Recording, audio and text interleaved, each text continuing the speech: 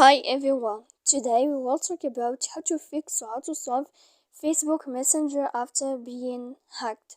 To know how to fix or how to solve Facebook Messenger after being hacked, you should just go to settings like this. You will click.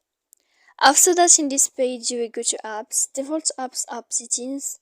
When you will see this list, you will go down to find the application of Messenger and you will enter.